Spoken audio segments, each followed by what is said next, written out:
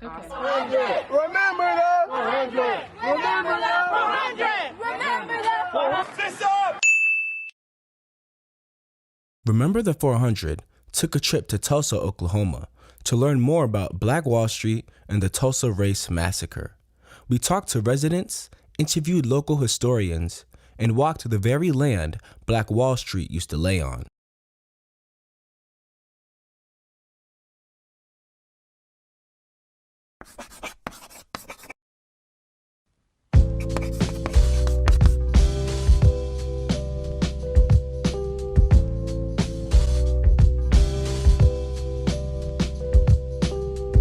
All right, Zachariah, you ready to find a necklace for your dad's birthday? Yeah, Mom, I know exactly which one I'm gonna get him. Come on, let's go.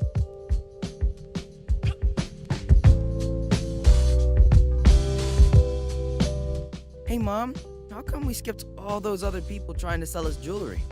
Why did we buy from this man instead? Well, Zachariah, it's important to support Black businesses, to give Black entrepreneurs our money instead of others, even if those other businesses are a little cheaper. But why, Mom? Because when we support Black businesses, we are helping build strong communities. Who knows what our money can do? Maybe it will even help build another Black Wall Street. What's Black Wall Street? Oh, only one of the most prosperous Black communities ever. When I get home, I will tell you all about it.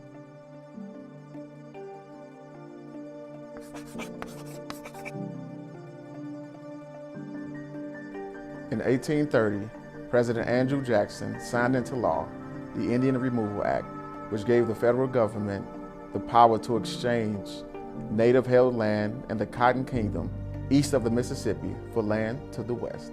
When you think of the Trail of Tears, you often imagine a long proceeding of Native Americans traveling west, wagons, children walking alongside the wagons, long horse journey.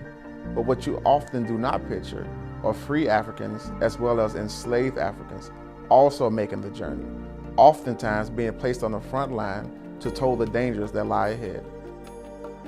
Through the Trail of Tears, the Great Exodus, and the nation's expansion, many free runaway Black slaves migrated west in the hope of freedom and a safe, prosperous life. They came from states like Florida, Georgia, Mississippi, Texas, and Tennessee. They went west and established all Black towns. Oklahoma was home to the most Black towns in all of America. Between 1856 and 1920, more than 50 Black towns were established in Oklahoma. These towns were all examples of Black success and fortitude. Black people were able to live together, support each other, and open businesses together in the safety of their own towns. One of the most successful of these all-Black communities was the Greenwood section of Tulsa, Oklahoma, which became known as Black Wall Street.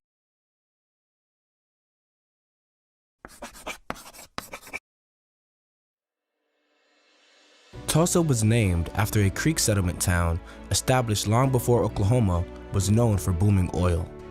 Tulsa, Oklahoma was the home of Greenwood, a Black town established from citizens who strived for a financially self-sufficient town, independent from the surrounding effects of the newly implemented Jim Crow laws.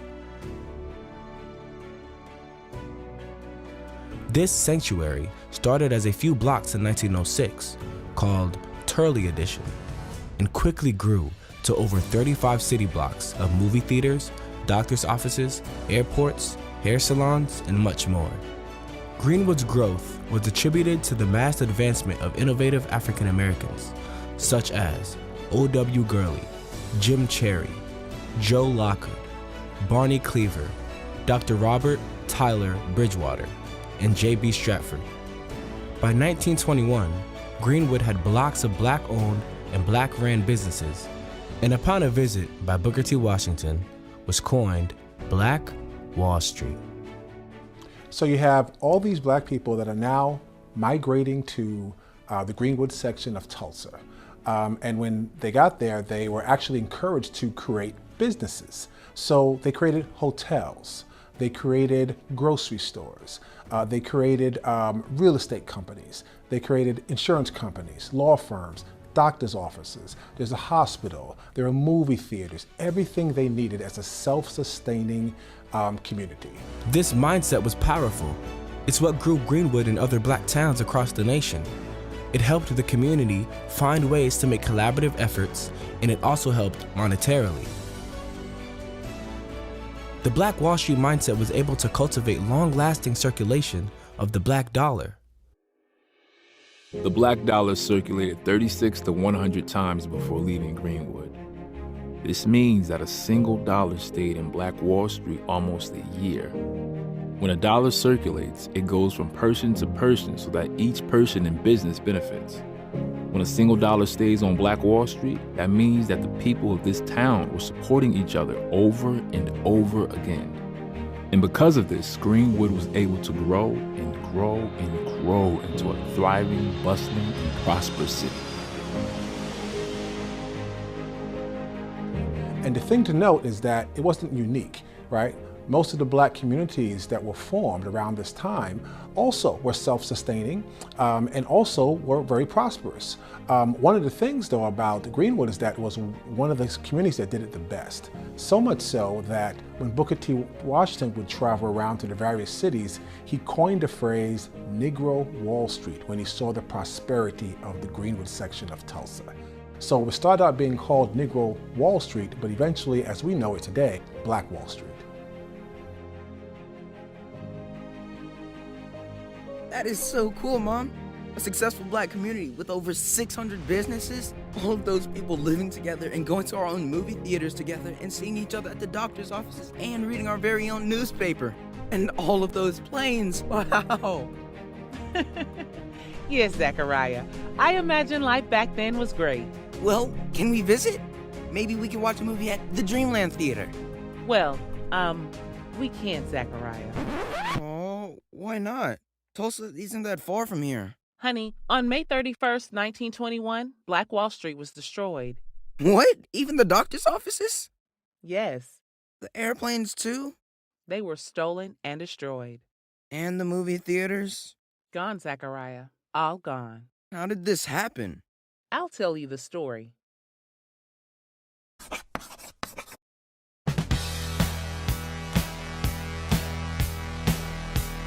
The Gap Band is an R&B funk group who got their start in the late 60s, originally from Tulsa, Oklahoma. Their name signifies their origins: Greenwood, Archer, and Pine, three historic streets located in the Greenwood district of Oklahoma. The Gap Band has many hits, a lot of famous hits, but one of their most significant hits is a song titled "You Dropped the Bomb on Me."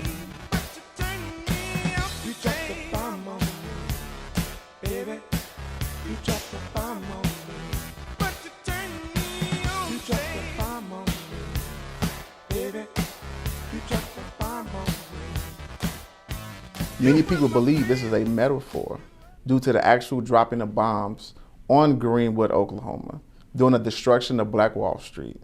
This was the first time Americans have ever dropped a bomb on an American city. By the end of the First World War, 380,000 black veterans returned home to a different battlefront, but a familiar foe. They returned to what is commonly known today as Red Summer. These men were seen as a threat and target because of their service to their white counterparts. They wanted to make sure they didn't upset the racist, unequitable nature of Jim Crow. Red Summer lasted from April of 1919 to November. In total, there were at least 25 massacres and instances of mob violence and 97 recorded lynchings that spread across several U.S. cities, including Washington, Norfolk, Chicago, and New York City. Often, black veterans seem to be the target of these violent attacks. It is estimated that more than 250 African Americans were killed by white mobs. The bloodshed amounted to the worst white-on-black violence in U.S. history.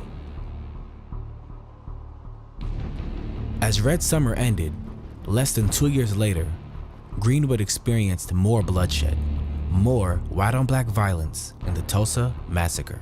On May 30th, 1921, a black teenager named Dick Rowland entered an elevator in the Drexel building located downtown Tulsa. There, he encountered a white service operator named Sarah Page. Page screamed, and Rowland took off running, fearing for his life. Mr. Rowland was later apprehended and jailed. Fearing for his life from white mobs, 25 armed black veterans offered to help guard Rowland, but were immediately turned away by the sheriff. Following a gathering of 1,500 white men demanding Rowland be released into their custody, 75 black men returned to protect Rowland. Shots rang out, and what followed is the worst documented race massacre in U.S. history. Deputized and given weapons by city officials, white mobs ascended on the city of Greenwood and began to take siege. More than a dozen planes dropped turpentine balls and nitroglycerin bombs upon the district of Greenwood. Marking the first time in U.S. history, bombs were dropped on its own citizens.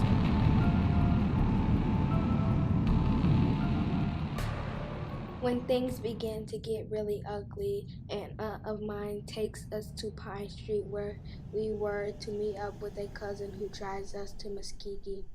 While driving down Pine Street to Peru Avenue, gun-bearing guards meet us. One comes right up to the car, and he has a long bayonet in his hand. I am so scared of this guard and that bayonet. I jump out the car and start running back towards Pine Street. My mom jumps out the car and runs after me. Meanwhile, with all the commotion going on, my cousin can't wait for mother and me. He slips away and drives the rest of the family to Muskogee. My mother and I were picked up with a bunch of other black folks and taken to the YWCA in downtown Tulsa. I am so traumatized by this riot. I will never forget that. I am only 5 years old, too young to know the significance of a riot. But my mother is so frightened that I know that something is terribly wrong. The militia took Dad and my uncles to detention while militia was busy taking the men and the family away. My mother slips all the way with my sister Roxana and me and runs to hide in a chicken house. With us is an old man on a walking stick while we are running. An airplane flies over real low and someone is in the plane shot and kills the old man. At the time of the Tulsa Race Riot of 1921, my parents and the 5 of us children living at 320 in Hartford Avenue. We have a lovely home filled with beautiful furniture, including a grand piano. All our clothes and personal belongings, just everything, were burned up during the riot. My parents are awakened by the sounds of shooting and the smell of fire and the noise of fleeing blacks running past our house. My dad awakens us children and sends us to the attic with our mother. We can hear what's going on below. We hear the white man ordering Dad to come with them. He is being taken to detention. We hear Dad pleading with the mobsters. He is begging them, please don't set my house on fire. But of course, that's exactly what they do.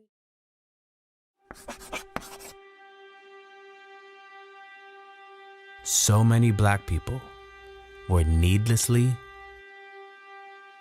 murdered. The estimates are from 55 to more than 300. Thousands of businesses and homes were robbed. looted, and set on fire. The marvelous Black Wall Street that Booker T. Washington so fittingly named was destroyed. The day after the massacre was hell. Just imagine the day before you're in Greenwood and it's a vibrant, thriving city, busy, Black Wall Street. And look at it the day after the massacre, there's barely any buildings left. There's bodies in the streets, still smoldering from the smoke. Families running, trying to find loved ones. You don't know where they are. Everyone's got separated. Are they dead? Are they in jail? What happened? It was hell.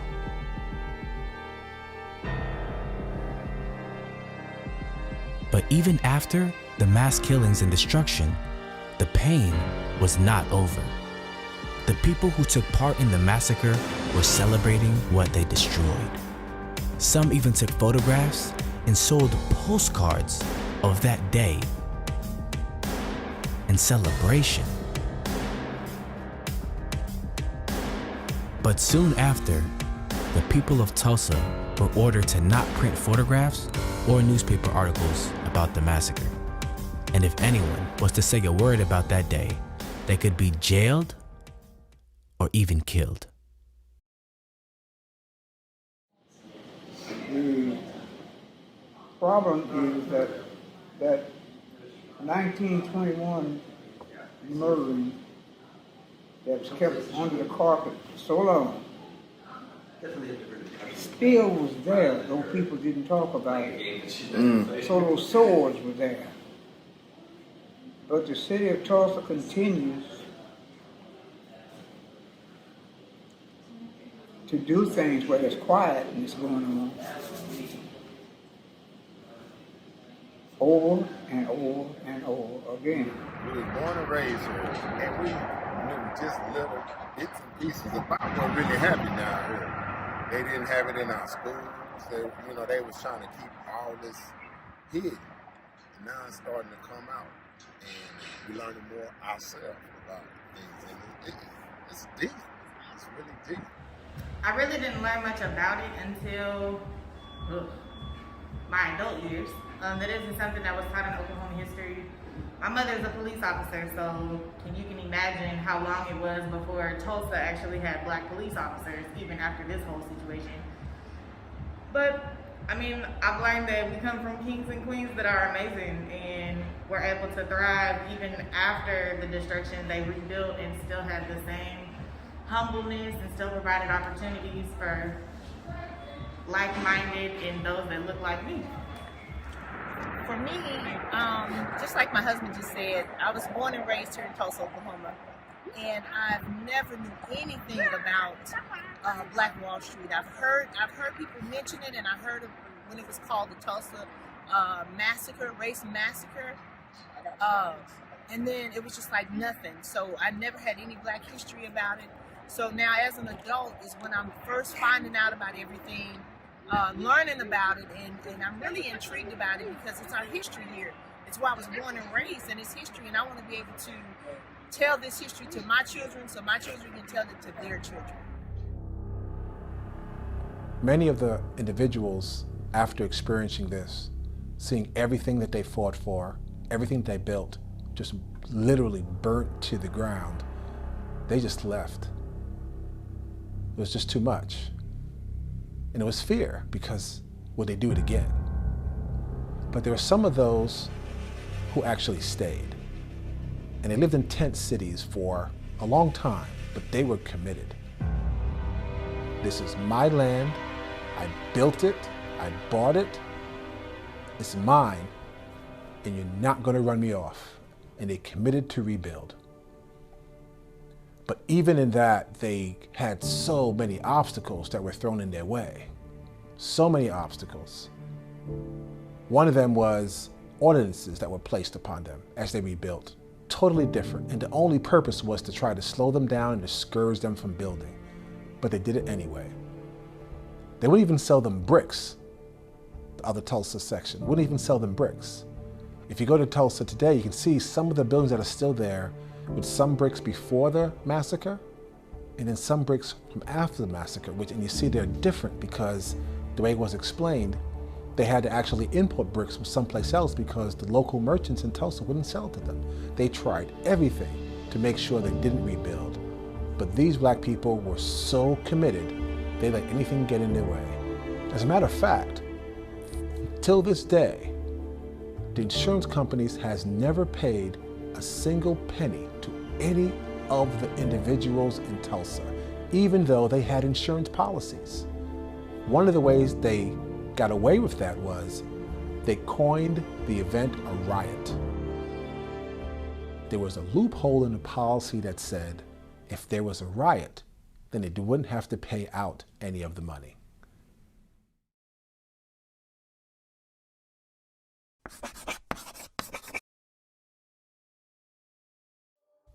By the 1950s and 60s, after pushing back against the city of Tulsa, Greenwood residents had built their businesses with auto garages, restaurants, doctor's offices, and beauty salons, just like the old Black Wall Street. Greenwood had blossomed once again into one of the most successful black neighborhoods in the country. They had finally rebuilt much of the generational wealth the massacre had threatened. W.E.B. Du Bois, after a 1926 visit, wrote, "5 little years ago, fire and blood and robbery leveled it to the ground. Scars are there, but the city is impudent and noisy. It believes in itself. Thank God for the grit of Black Tulsa."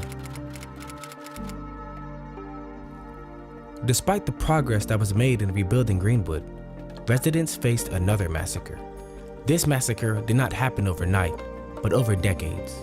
Just as with many other black communities throughout the country, public policies during the 1950s to the 1980s have played a decisive role in destroying those communities.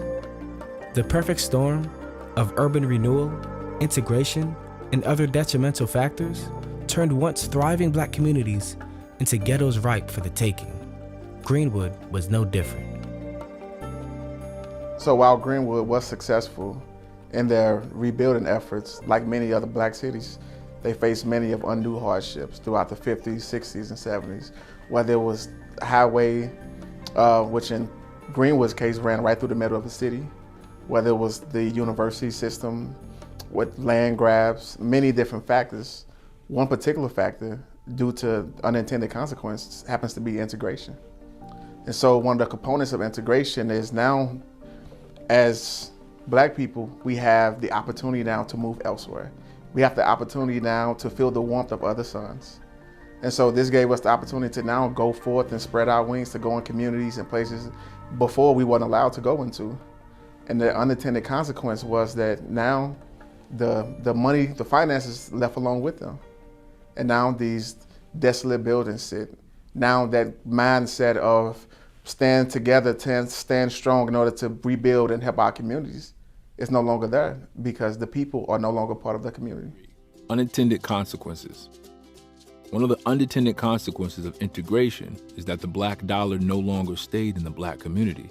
As more and more black people were able to live and shop in other communities, their dollars followed them.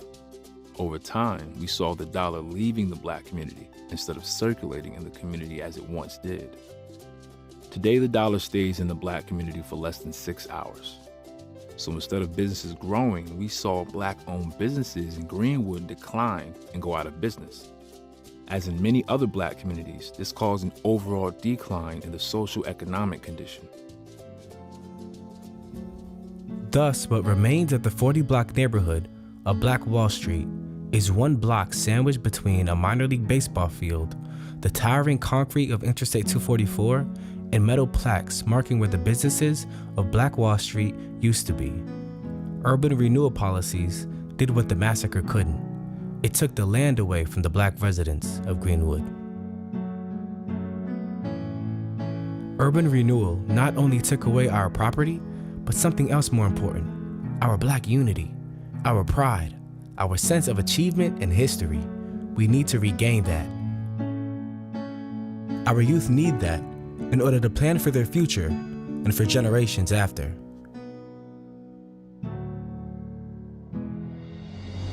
Thanks for telling me this story, Mom. I learned a lot. And there were some really good parts. But it was so sad, too. I know, Zachariah. But do you see now why I bought the necklace from the black vendor? I do, Mom. We have to keep the black dollar circulating in the black community. And we have to support our own business and people. So one day, we can have another town like Greenwood, another Black Wall Street. That's right, Zachariah. Okay. Hey, honey. Hey, hon. Happy birthday. Thank you. Been looking forward to your vanilla birthday cake all day.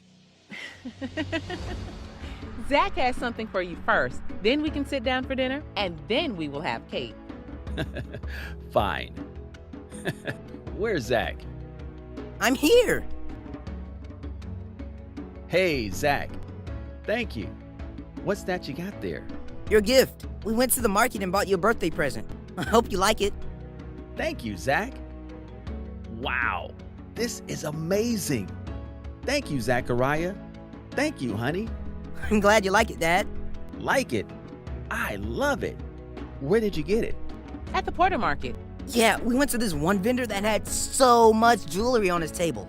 We actually spent the whole day talking about our experience at the market. I taught him all about supporting black businesses. We even talked about Black Wall Street. Sounds like you guys had an eventful day. Zach, maybe you could tell me all about it at dinner. Honey, can you help me put this necklace on? Now, let's eat.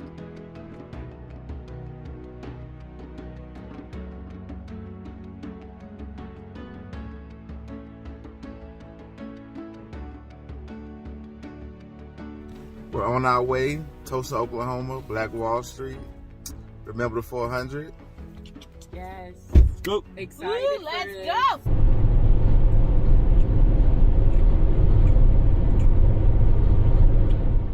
Hey there, I'm Anthony Ross with Remember the 400, and we're here at the Greenwood Culture Center. We're right in the middle of what used to be Black Wall Street. And here we have a center that's dedicated to that history. We have the Goodwin Chapel Gallery right here. Along the wall, you'll see various of articles and pictures dedicated to that history, that memory of that massacre that took place in 1921. Coincidentally, when we got here and we spoke with Hannibal Johnson, the author of a few books about Black Wall Street, very informative, very educational about not only just the area, but one thing he spoke about that really stood out to me was the Black Wall Street mindset. What is the Black Wall Street mindset? And it's a focus on economics, and it's a focus on family and really investing into your community.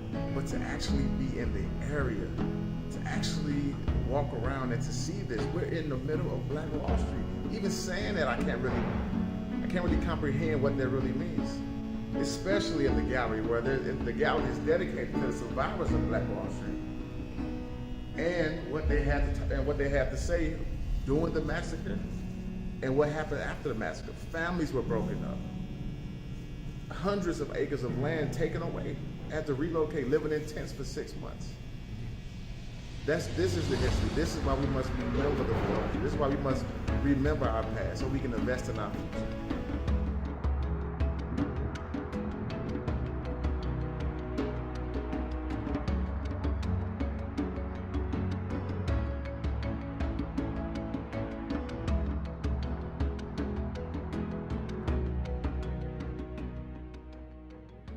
My name is Cody Ransom down here at the Black Wall Street Liquid Lounge in the original Black Wall Street District, Greenwood. I actually help run the Black Wall Street Liquid Lounge, and I'm a tour guide here when it comes to the Greenwood area. The mural, J.B. Stratford was a hotel owner, owned a few other businesses as well. He was the second guy that was brought in into the Greenwood area to build. Maple B. Little was a hairdresser. She did a lot of work as far as helping with the rebuild, and she was a part of the rebuild. Dr. A.C. Jackson was one of the top surgeons in the country. He's one of the few that, even in the history books, is documented that he was killed here, and he's one of the few that they actually mentioned by name. O.W. Gurley was working for President Grover Cleveland, quit that job to come here to Greenwood. He was from Arkansas, had 322 acres of land in Arkansas, but he came here and convinced the natives to sell him 40 acres of land to hold for Negroes only, and that's how this whole place got started. So with him being a hotel owner, Stratford being a hotel owner, that was actually the first person he called, which told you he wasn't worried about competition or ego. More so, he knew that that man was capable of helping him build what he wanted to build. And then you had Lula Williams. She had the only black-owned theater at the time and the first woman-owned theater around here. So she had the Dreamland Theater. Her husband, John Williams, was the trustee at historic Vernon AME. He was actually one of the top mechanics. And the Williams building that they happen to own actually still sits across the street. That's one of the historic buildings that's still there. She did kind of a gold and a copper relief on here just to signify the money that was in this area before the massacre and even during the rebuild, which it made more. So the black dollar circulated 100 times before it ever left here back then, whereas now we keep it on average 6 minutes. So that just tells you that they were able to do something which would seem impossible today. This train track is really, it signifies the train that actually still sits out there, which separated Greenwood from the rest of Tulsa. So that's why she put that there. The plane is just symbolism of, the kerosene bombs that were dropped on this area. So it was a fight. So May 31st, the people here were defending themselves.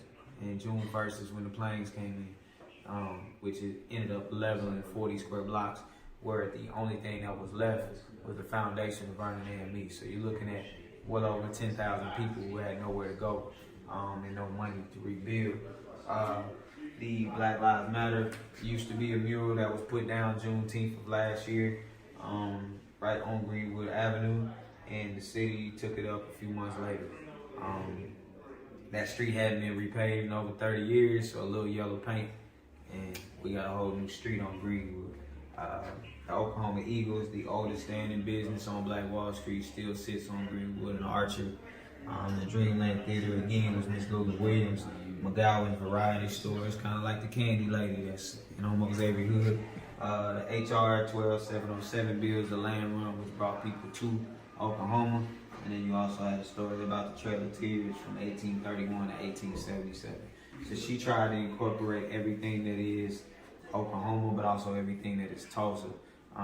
It's important to know that even though the Greenwood Massacre is as tragic as it was and as tragic as it is, it wasn't unique to this area. This just happened to be the biggest and the one that was hidden the most. But it wasn't unique to this area. So, but the fact that some of these people were able to stay here and rebuild tells us that we can literally do whatever we want. Like this morning, I got up listening to the news. I'm like, how come no one is talking about Black Wall Street? It's like being here, you kind of want everyone to be aware of what happened 100 years ago. And it's just not fair that everybody just gets to live their lives and go about their business and not be aware of, the tragedy that actually happened here. Yeah. So like today, I may have to do that. Have you ever heard of Black Wall Street? So I may have to do that. So. Yeah. The hotel, the desk clerk had no idea. So like, even when we asked, that's crazy. We were at the radio station yesterday. They know the national narrative, but like the local narrative is like there's none. What do you mean? The people that surprised at the radio me too. station? Surprised me the too. young people? No, the older person. They have a so national confused. narrative. So on the way down driving, we did the audio book for Black Wall Street. Was it Tulsa 1921? And so they went through the whole history. And so when we sat down with him and he started telling us the story, it was almost word for word what we just heard on the audio in the book. And so, and it's the same, you go online, you hear the same story over and over again. And so the reason you want to speak to someone who's here is because you're like, okay, I know that's the narrative. What's the real story? What's the story that got passed down from grandfather to father to you to what's the story that's told in the Black community? And he said it was not spoken about in my house. None. Zero. He didn't know about it. But these are Black people, so you understand why white people would not. It's a shame. Don't talk about it. It never happened. But I'm like, well, why wouldn't Black people, even if they don't put it in the public, in the house? Just be like, hey, here's the history from my family. This is what happened. Why wouldn't that be a natural thing to be told? And you remember his because they were talking about that it's that you don't talk about it because you can get hurt. Growing up, I didn't get a lot of information about the massacre that happened. I learned more about it as an adult and doing my own research. It wasn't something that was taught in schools at all. So.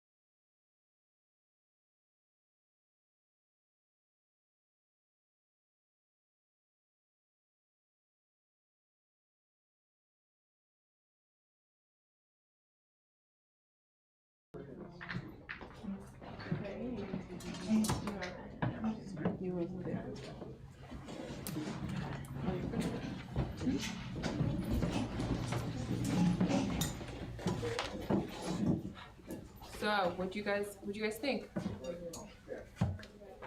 Any thoughts? Any initial thoughts? Have you guys heard of this story before? Yeah. Anything that surprised anyone? No. No? You had something? Oh yeah. Okay. Yes. Yes. I heard the story over 50 years ago. How many actual residents? I'm sorry. 1 second. So right now there are 3 survivors, a brother and a sister and 1 other. But we skied with some skiers from Tulsa. They told us the whole story. And there are also books out that were written by some of the survivors, the actual survivors. So I know that. But the other thing in juxtaposition of that is they talk about it was the word swelling. East St. Louis riot about the same time with maybe even more people that were killed. They still haven't. A lot of the evidence again being buried also. They bring it up to another thing to investigate. No, absolutely, and I think it's one of those things. You know, the East St. Louis riots, right, or the massacre, I should say, was right around the time of Red Summer, right, where it was popping up all over the country. And so it's one of those things where no one city got a lot of attention. It was really, even when we did the research, right, cities were waiting for the next massacre to pop up because it was happening so frequently. So, I was like, just real quick, so just let you know, a lot of comments from people online saying, "Amazing job, guys! You did a great job." Awesome. Oh, thank you.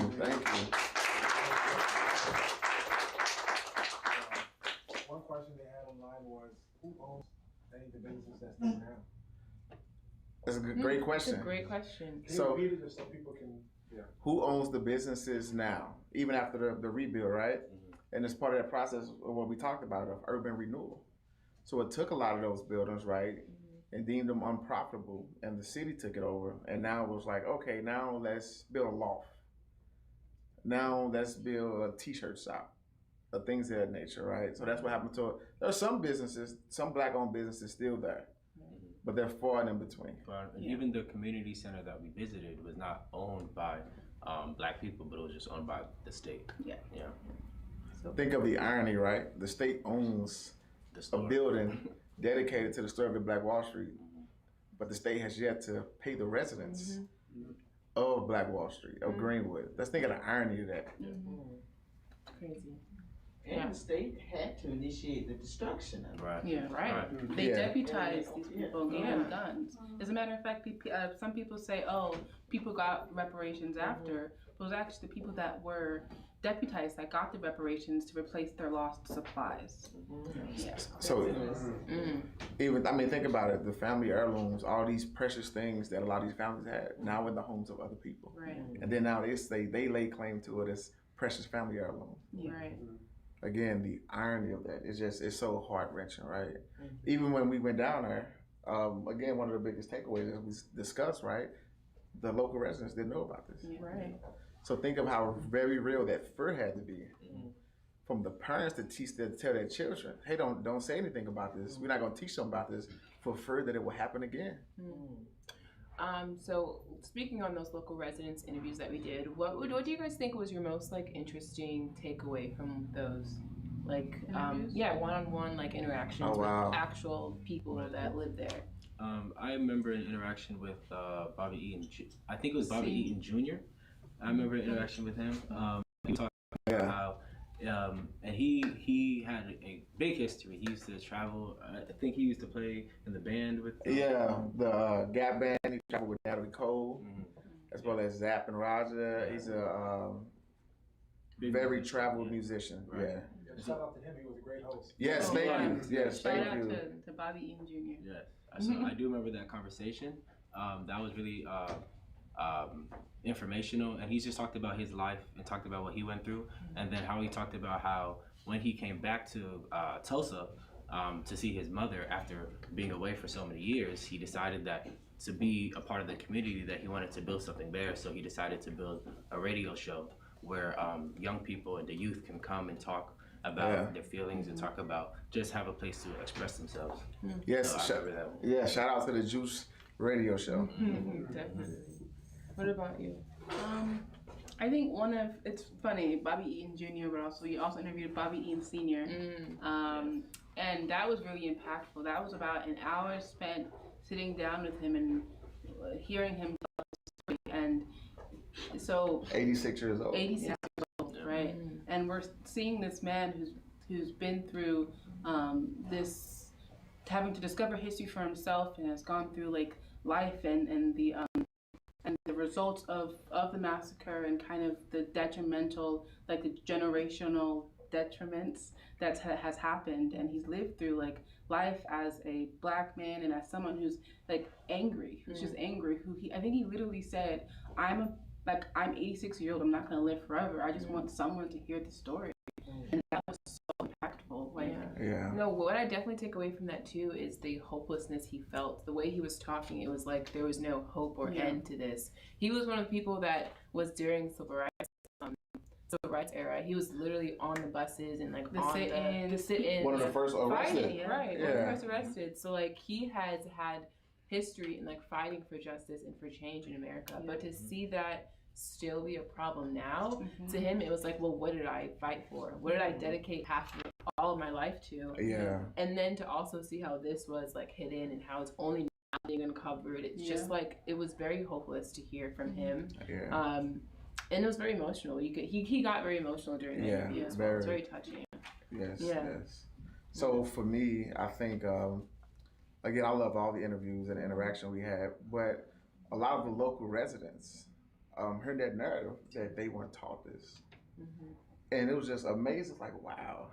Because again, for us, we're of course they have to know about this. If I know about it in Missouri, they have to know about it. And to hear them say, we wasn't taught this. Nobody talked about this. And again, we know the narrative that, they removed it from the libraries. They removed newspaper clippings. They removed any inkling that this was destroyed, even to the point of saying that this was a race riot. And we see how, especially back then, they were literally running for their lives. Right. Yeah. As children, yes, parents, grandparents, just like it's out of nowhere. You hear commotion outside and this terror and mob and gunshots and bombs flying. It was and I think crazy. The documentary displayed like three narratives that we saw and read about, but there was a lot more narratives out there that were even more gruesome. A lot of stories that were really gruesome about people just being killed, just just complete cold murder. Yeah. So it was a really really impactful. I mean, can you imagine the mind? So we talk about the Black Wall Street mindset, but the mindset of the people that actually did the massacre, that they were so threatened by the marvelousness of Black Wall Street that they basically enacted all of these things. Yeah, no, and I know we talk about the incident with Sarah Page and Dick Rowland as like the cherry on top, but it truly was the cherry on top because it wasn't just that incident. It was a brewing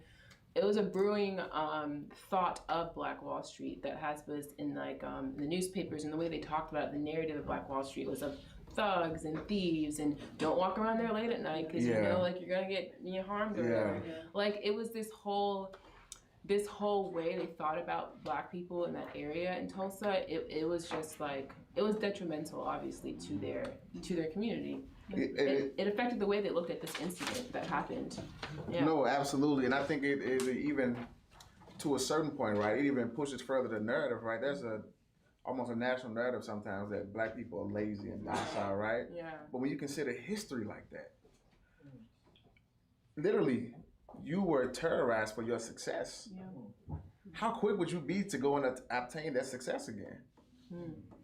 Knowing the it starts to really change that mindset, almost to the point where you almost hold your children back. Right. We don't want you to go there because for fear that it's too much success may mean the end of your life. Yeah. Especially if you look at the context of what was happening, 1865, slavery was abolished, and there was Reconstruction, Jim Crow laws. This is 1900s, early 1900s. 1921 was this massacre. So they're just coming out of enslavement and out of a period where they were being hunted and killed off for just existing. So to be able to find the resiliency to say, hey, no, despite all of this, I'm gonna try and succeed because I'm a human being and I can do this, right? So, and then to rebuild again, crazy. After in the same space. Yes, same year, 6 months intense. Right. Intense. It really shows that resolve, right? No money. There was no money, not even bricks, no nothing. Living in tents, that's. And the city tortured them, right? They made a new ordinance, right? Your homes now have to be fireproof. Think about how big a slap in the face is that? You cannot build a home unless it's fireproof, but we won't sell anything to you. Right. Even after, I remember in Greenwood, we went through this historical site where it kind of went through the history of America from enslavement to now. And one of the things that I saw happen was that after the weeks or after this massacre, Black people had to go around with a written ordinance that says they're allowed to walk and allowed to so the surrounding community don't see them as a threat. They don't see them as a threat to the Tulsa community. Yeah. Exactly. It reminds me of slave papers in slavery time. Sure. Question here first. Did you still have? Yes. Oh, yes. Were you able to tour the park that was set up? I saw the picture. Reconciliation. Yeah. We did tour. Felt when you were there, and now the fact that they feel that there are bodies in the river. There's something that's changed the whole structure of life. Definitely. I like the way that we toured Tulsa. Reconciliation Park was the last stop of the whole tour. And I gotta say, I mean, of course, the statue is beautiful. It's flowers and stuff, but what was reconciled? I don't understand. It's just a place to see that, this horrible thing happened, and then what? Even while we were in Tulsa navigating, it was hard to even find. Right. It was we had to turn around the corner of a baseball field, and then turn back, and then it was it was even hard to find. So and it was. We didn't realize the close proximity from downtown Tulsa to Greenwood. Literally 10 minutes walking distance. So going back to the story of Dick Rowland, and you can see it play out because we walked that distance, right? And so you're like, wow, the train tracks literally separate downtown Tulsa from Greenwood. And a part of that, again, with the highway goes right through the middle of Greenwood now. Yeah. They did this purposely with no exits so that they didn't have to get off anymore. They just passed right over Greenwood. You see that in a lot of black communities all over America. They're huge highway like put right in between it so that no one has no one stops it. Just keeps driving. Yeah. What did it feel like though? Like, did you sense anything? We from literally we got out of the car to go to our hotel. We felt something in the air. It was such tension, unfinished trauma. business. It was emotional. Definitely. Talking to the black residents. It's funny. The white residents. It was almost like whatever. Yeah. Like, we don't care about this. Yeah, but with the black residents, there's just like unsaid trauma that they're when they speak about. They just talk about the morning coffee. It's like there's just something unsaid there. Right. Tension. Right. Like imagine your great grandparents going through this and no one speaks about it, but yet you're still expected to walk and go to work and feed your children and like act like everything's driving a highway right over where Black Wall Street used to be. So because being right on the side of the highway on the underpass, there's a bridge, right? I mean, there's a mural that has the Black Wall Street letters, but under the underpass is the markers of what those businesses stood. Again, another slap in the face. Talk about the university system. Oklahoma State University sits halfway in Greenwood, and there are markers right outside of the university, or where these businesses once stood. It's almost like we see it, recognize it, and just go about our business. And how do you cope with that? And it was encouraged for the black people to follow the same protocol. Just keep going. Keep going. Yeah. So I think that's what led to a lot of the tension in the air and a lot of unresolved feelings, even from residents. Absolutely. Another question from the chat. Did you get a chance to interview any of the white residents? Yes. Yeah. Repeat the question. Did we get a chance to interview any of the white residents?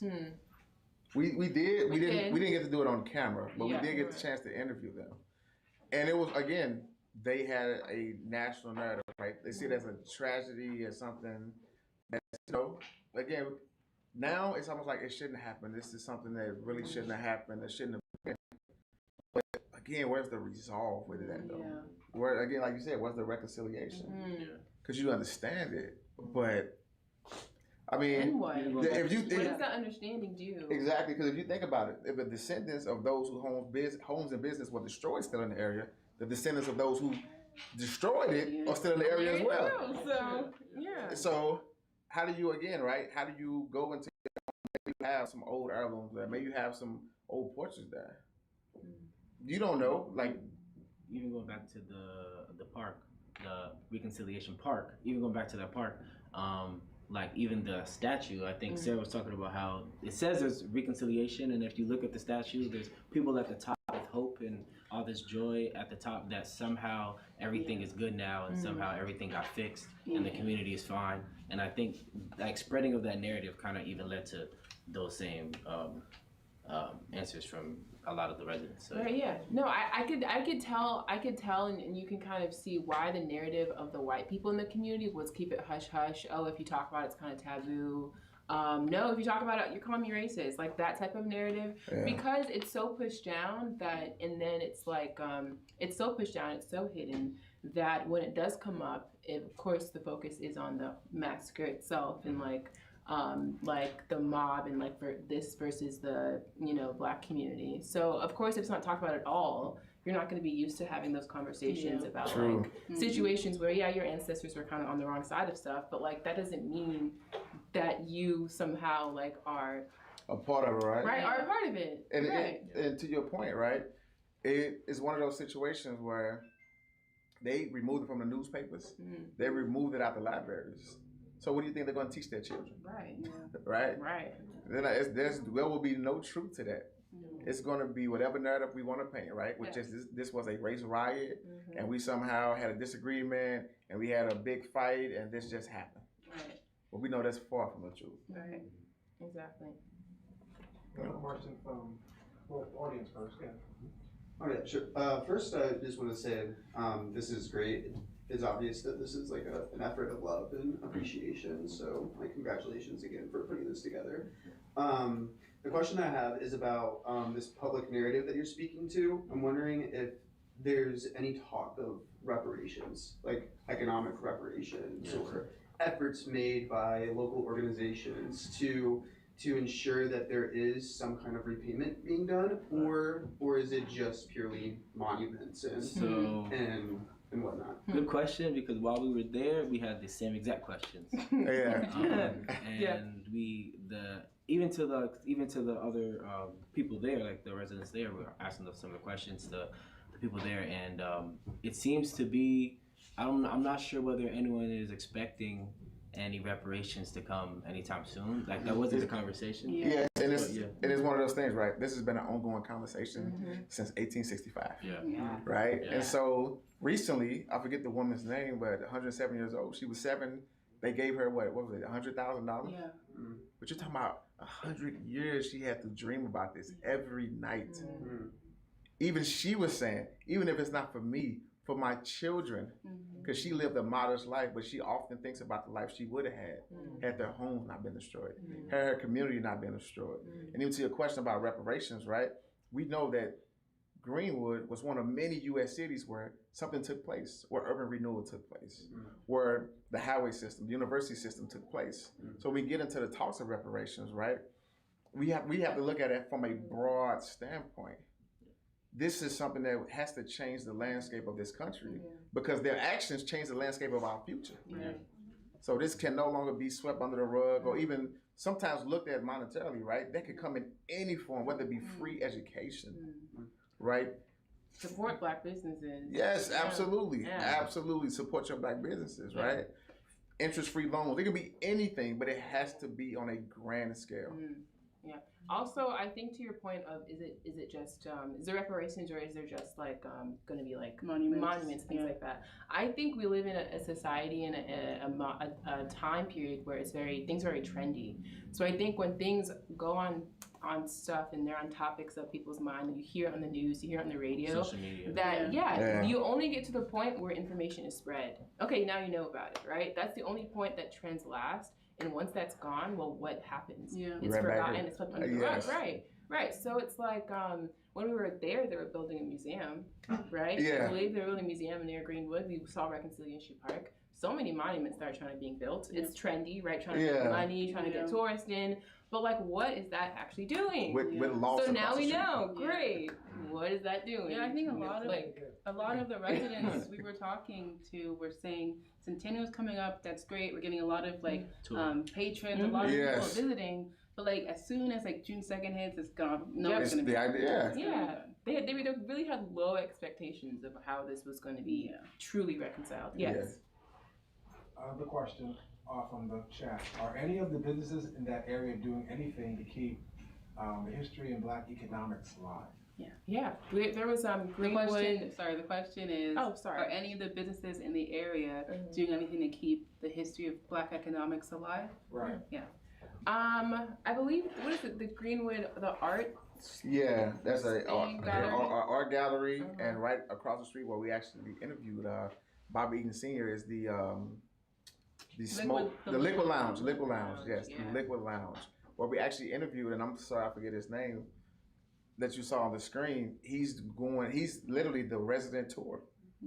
He literally takes people on a tour of these few blocks there of Greenwood and go through an entire history lesson. So he's definitely someone I want to shout out to say he's doing all that he can to keep that legacy alive and to really, again, the Black Wall Street mindset for local Tulsa residents was about togetherness, community, and building. It wasn't just about the Black dollar. It was literally about being together as a community. Yeah, that's exactly what Bobby Eaton Sr. said. He said the thing that made it great was, yes, they had airplanes and they had doctor's offices and they were successful and and made a lot of money. But what really fueled that was the community feel, the aspect, as in there were 2 large theaters in Greenwood, 2 theaters. They didn't try to compete. People went to Dreamland, people went to the other one. Yes. You know, there was a community aspect that is kind of lost these days. But the community aspect fueled the the money aspect of it. So definitely. Which is amazing. I'm sorry. Another question? So, this is really great. They really enjoy the research you guys did, and they've learned a lot of different things. One question is, are you guys doing any more research on other misleading Black culture things that are swept under the rug? Absolutely. Always, right? Remember the 400 is always doing research. We're always trying to change the narrative, right? In whatever city, not too long ago, we did a presentation on Kinloch, Missouri. So we're always doing things around the world to really open the eyes up of those, one, to change the narrative that we've been told, right? Because often the national narrative fits the agenda of whoever's telling their story. So we are working tirelessly on many different projects. Yeah, especially going into schools, like it's not just about like learning and gathering this information, but it's about how can we find a way to like push it to a community that has not been taught this for a very long time. So yeah, definitely because of COVID that has been kind of stalled. But going into schools this coming fall to even maybe show more documentaries and to talk to kids at a level that they understand and that we can communicate with them efficiently about our own history. Yeah, definitely. You'd be surprised, but Black history isn't taught really in schools. You'd be surprised. Her voice is gone, but I just wanted to say y'all did a really good job of showing not just what it was after the massacre, just talking about the massacre. Like I didn't know much about what was there before, like how affluent. That's the word. Right? How affluent it actually was, and how the people in that community like each other and were there for each other and really like did all of that before the massacre. It was, such an amazing place. Like I didn't know any of that. It's just like it's always the same thing. Like it was a very like affluent Black neighborhood, and then it was everything about the massacre. So you only hear the bad of the history, and it feels so good to just be able to see the good in the history of what Black people did and what they can do, and even just hearing like the rebuilding of it. I did not know that. Like I've heard so much about the massacre and like the bombs being dropped and the people being killed, but I've never heard like the names of the businesses and how they knew each other and how they bought the land from each other. Like that's amazing to me. So thank you. I think it's what fueled our need to. That's what fueled our need to do the documentary. Is we wanted to make sure because the centennial that passed was about the massacre. It wasn't really about what happened before the massacre. So that's why we wanted to create this and kind of show that aspect as well. I think to Ezra's point, what he was kind of joking at is like, Black history is not taught at all, and when it is, we're positioned at such a victim mentality and a victim position, right? Where we're always having these oppressive situations. So I think it is important to highlight, hey, that's not all we are. We contribute to the society at a greater standpoint than that. I mean, America was literally and figuratively built on So it's like, why just focus on the bad when there is so much good? And these are the same conversations that we have with people in schools. Like when we were in schools pre-COVID, these are the same conversations that were eye-opening to so many students who just never heard anything about their history. Really glad that you guys were like asking questions and you guys were very involved in the documentary. I think thank you. This is definitely what we wanted to happen, was to engage in conversation and get known of like what we're trying to do here. So please share information. Information is meant to be shared. And this is going to be on YouTube, Facebook Live at Remember the 400. So please share, rewatch again if you missed something. Yes, and we're a nonprofit organization, right? Which is why your donations and everything you give to us go right back into the organizations to help us create documentaries, help us to go and change that national narrative and to really bring about this history to the people. Put your money where your mouth is. Yes. Is this causing you, the experience you've been through, to want have more of a desire or a thirst to search for this history and figure it out. Absolutely, yes. Yeah, that's the foundation. Remember the 400. Yes. We're trying to bring our history back. Dedicated to the teaching of the last 400 years Black people have been in America. Yeah. And so this is just the start of what we are coming to bring to everyone. With us teaching our history instead of it being told to us. Exactly. Right. Yep. Yeah. So does anyone have any more questions before we wrap up? Yeah. More of a comment. I really would I like the emphasis on like it's only been 20 years because we are in the year 2021. That was literally 2001. I think only this generation really knows the history now, and that's kind of sad. Yeah. Really sad to know. Absolutely. So I guess a question out of that is how will you continue, or how you are even instilling this knowledge within the people around you, even children? Well, yeah, okay, I guess what helps that is that we actually took the time to learn all this stuff. So I feel like, I can speak for myself, it's in my natural, my conversation, I kind of slip it in. Right, because it's like once you learn something, you don't want to keep it to yourself, you kind of want to share it. So I try and start many conversations about this as I can. And to even purposely do so, like going into schools, like creating documentaries, I feel like taking your creative lens and things that you want to learn and things you want to share and combining that is a great avenue to get information out there, because you're not the only one that has a need for this. So yeah. And then were you able to figure out how it is implemented within the education system, or? So I know about 20 years ago they started teaching about it, but as speaking from the people that we did, it was very little. The most they learned about it was from talking with community people. And it's also a lot of it is just the massacre. Yeah. Not how it started. In the rebuild. Yeah, there's a certain narrative with that. The spreading of the black dollar. And they still call it a riot. Yeah. Right. I remember growing up, whenever the little I heard of it, I thought it was a riot. It's only recently I heard that it was a massacre, and I was like, that actually is very important to distinguish. Yeah, because a riot indicates there were two sides fighting. That started, right. Versus exactly. one fighting for their lives. Yeah, right. So I think you had a question? Yeah. So hopefully I'm not the only educator, at least maybe here, but at least online, hopefully there are other educators involved. And so my question, again, you guys did a great job. So again, congratulations on that. But just making sure that as educators, we're bringing that into when we are talking about history and stuff like that. How would you suggest the educators, because obviously we have the curriculum and stuff like that, but again, it's told by the white perspective. So how would you suggest that we make sure that when we're doing research, that we're doing it properly and getting it from the right perspective and, getting those things correct. So we're not perpetuating. Yeah, the same thing over and over again, right? Bring and remember the 400. We'll be happy to present. We're there. Definitely that. Hit us up. We are definitely trying to do that. Is going to schools. Talk to us after. But also research. I think a lot of this is a lot of personal, individual. I'm glad, love that you're here. You're doing your own research about this topic, learning about yourself, because you're right. You do have a curriculum. You do have upper heads that are saying teach this, teach that. So yeah, just doing your own research and taking that, making that important in your life. Right. Yeah. And I think even connecting to students on a personal level. Yeah. I think a lot of students always have memory of that one teacher who taught them this. So I think making this personal connection with the students is definitely a good way as well.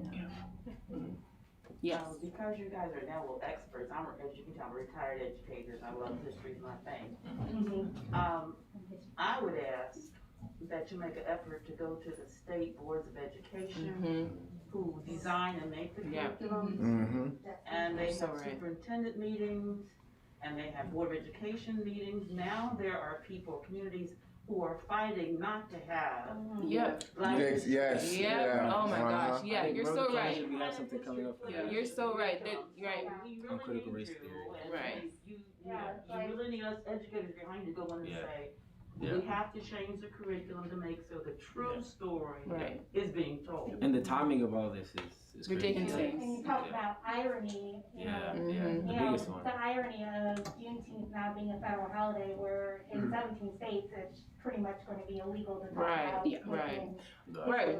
What we're referring to is this bill that's being passed that is stopping the like race talks or like race issues being like talked about in classes. So there's no like civil rights era or like talking about white privilege. Right, none of that. Not that there was much anyway, but like the little that was there, we can't even improve on that because they're banning it.